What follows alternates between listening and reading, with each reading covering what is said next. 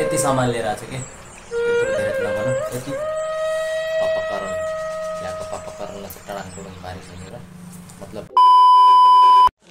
Guys footage लाइफमा तपाईँलाई स्वागत छ। म बाटोमा आउँदै गर्छु यस्तो डेन्जर भ्यू देखेँ क्या तपाईँहरूलाई नि म देखाउँछु। हाम्रो बाबाले चाहिँ मलाई गाली ठोकिसक्यो भिडियो बनाउनु नि केही छैन। म माथितिर लाग्दैछु पहाड हेर्न जाँदैछु कि बाटोमा आउँदाखेरि यस्तो डेन्जर पहाड देखेछु मैले तपाईँहरूलाई नि देखाउँछु। अब हाम्रो माउसले त अब ठिकै भन्नुहुन्छ होइन। बाबुले त डाइलग दिइसक्यो मलाई केही छैन तपाईँहरूको लागि म भिडियो बनाउँदैछु। म केही नगरिकन स्कुटर राखेर सिधै बाटोबाट आइसकेँ। भर्याङ चढ्दा पनि माथितिर लगाइसकेँ। स्कुटर चाबी हातमै छ। सो त्यही नै हो, केही पनि छैन। आज मौसम एकदम साफ छ साथीहरू है। घाम यताबाट निस्केछ, म कालो देखेँ होला टक्क। म तपाईँहरूलाई चाहिँ एउटा डेन्जर भ्यू देखाउनु भनेर आएको हो कि ला यता रहेछ। ठिक छ, म त बादलले ढाकिदिएँ क्या भनेको सर्लक्क।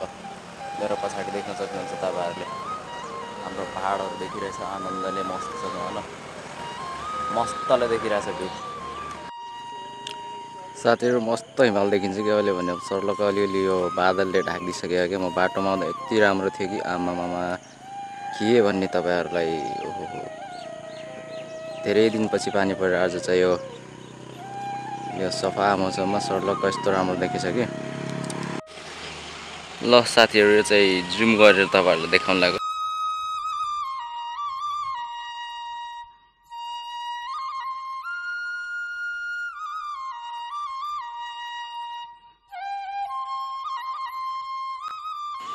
यस्तो देखिन्छ मेरो घरबाट।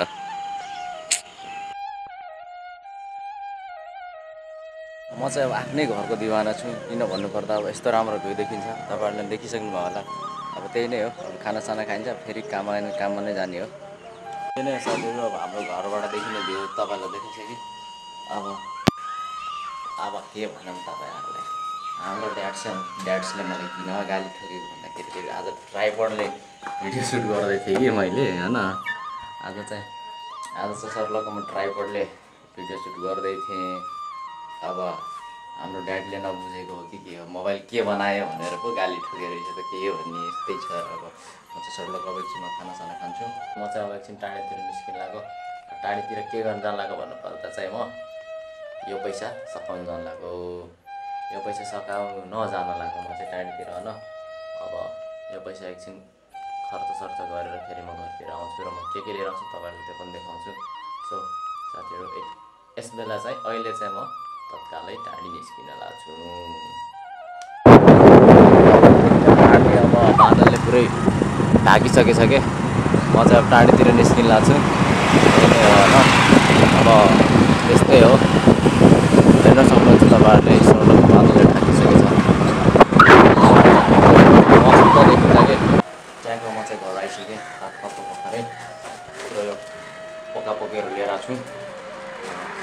यसको अनबक्सिङ गर्नुपर्छ अहिले हामीले चाहिँ होइन।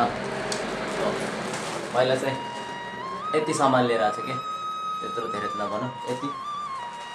मैले के लिएर आएँ भन्नुपर्दा टाढीबाट यो चाहिँ सुरुमा रहेको छ च्याउ, टमाटर, अनि यो